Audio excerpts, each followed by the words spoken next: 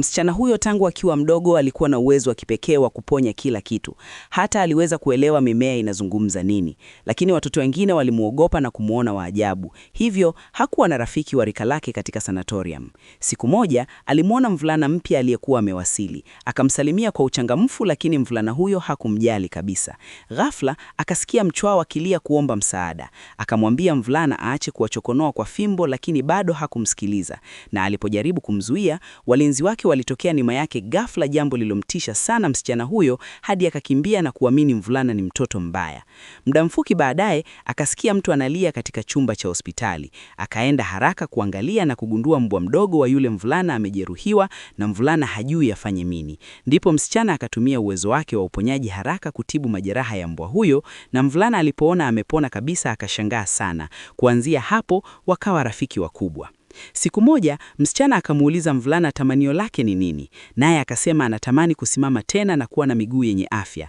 Baada ya kusikia hivyo, msichana akaamua kumtimizia ndoto hiyo. Akaelekeza nguvu zake kuponya miguu yake hadi karibu azimie kwa kutumia nguvu kupita kiasi.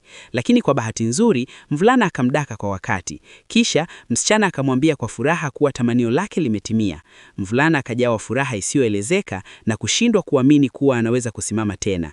Akamshukuru na kumpa zawadi ya hirizi yake ya thamani zaidi, na baada ya kujua umuhimu wake, msichana akamtengea taji la maua kama zawadi ya kurudisha, wakiahidiana kuwa pamoja siku zote zijazo. Hivyo basi, siku iliyofuata, mvulana alichukuliwa na butler wake baada ya kuambiwa baba yake amefariki na alitakiwa kurudi nyumbani kwa mazishi.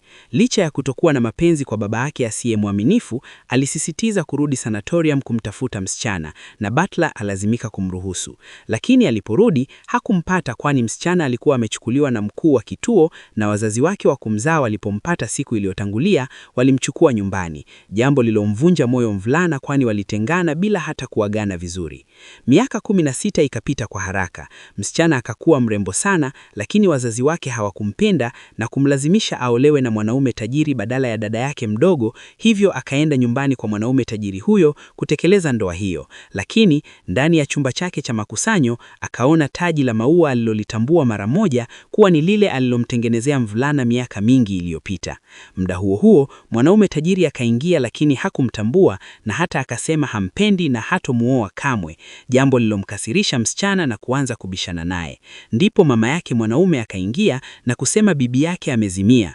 Wakakimbilia kumwangalia, na bibi akasema tamanio lake la mwisho ni kumuona mjukuu wake akioa na kutumaini wataelewana. Kisha akaagiza mke wake mpe msichana kadi nyeusi isiyo na kikomo cha matumizi kama zawadi. Msichana akashangaa kuona ukarimu huo na akaamua kutumia uwezo wake wa uponyaji kumtibu. Usiku huo alienda peke yake chumbani kwa bibi. Bibi akafurahi kumuona, lakini akapoteza fahamu tena. Msichana akashika mkono wake haraka na kuanza kumponya, na wakati huo mwanaume tajiri akaona kila kitu na papo hapo akatambua uwezo wake wa uponyaji.